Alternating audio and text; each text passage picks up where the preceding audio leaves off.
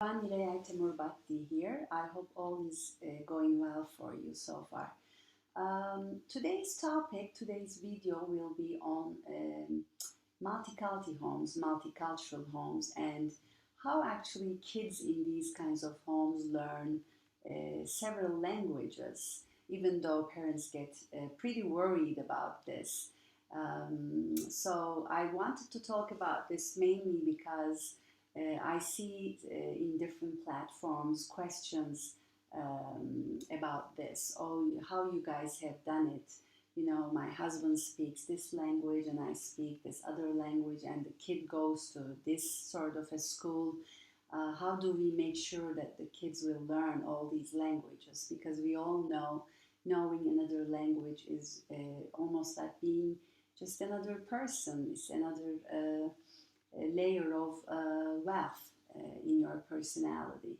Okay, so from my personal experience, what I have done, um, I always, from birth on, even without including any simple words like yes or no, mainly just talk to my kids in my native language, that is Turkish.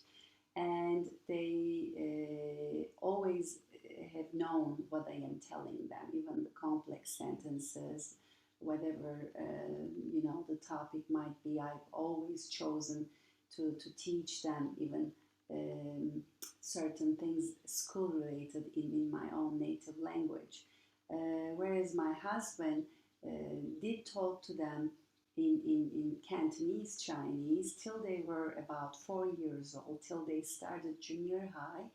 He could have continued at least in our private area, but he chose to switch to English once they started school, because he wanted to be the one that who teaches them in English, and um, just to help with their homework and basically just to make them comfortable in school system. So that worked out, but then they really knew Chinese till about age 4. They have videos. We can prove to them that they could speak and understand, but they sort of lost it. Probably it would come back to them if they studied a year or two, and which they did on and off in elementary school. And learning Chinese characters is always a good practice, I believe, in your own free time. Um, so the other thing we could have had the opportunity to teach them even languages like Urdu, probably, or Punjabi, but the grandparents weren't really in the picture all that much, and in their conversations on the phone, or just a couple of visits here and there, the grandparents would choose to speak to the kids in English.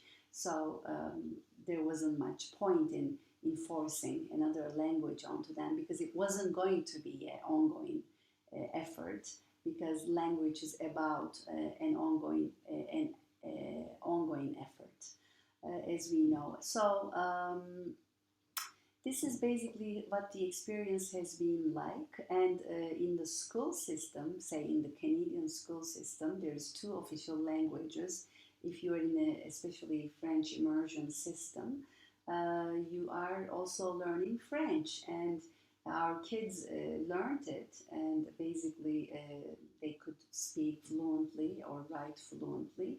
Now that we moved back to Turkey, they are taking French as private lessons, because I don't want them to forget that language. They were almost like natives in that, and we just want to give them another gift of language, that is French. So the worry by some parents is that if they speak in their native language, the kid won't be able to speak the mainstream language, say in a Western country, mainly English speaking country, that would be English. But that's not true. Actually, they do learn, but you just have to find more creative ways of immersing these kids into your native language. That might be taking them in summers to the native country, or finding some schools that will teach them, on weekends. There are ways to still keep it alive. Um, and also, actually, the language is about culture. So if you are practicing your culture, your cooking, you can describe them how you do things in your native language. And the mainstream, let's not forget, will always dominate. So people are concerned, oh, if I speak in my native language, they won't be as good as in English, for example. And that's not true. We also know that actually the best English speakers sometimes come out of immigrant families, or their grammar is really good. They win all these competitions about language. So really, the worries are basically groundless in this scenario, that you need to be relaxed. And I think speaking in your own native language is a blessing, especially with your children. Uh, because in your old age you might want to switch to that, and if there is none of that left in your children, you will always have to speak in a second language, which might be difficult emotionally, actually. So, but again, everybody is different. We need to respect people's choices, and if people want to speak,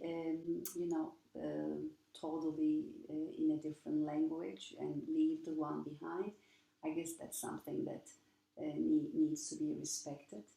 And whatever way you choose, I hope you become happy.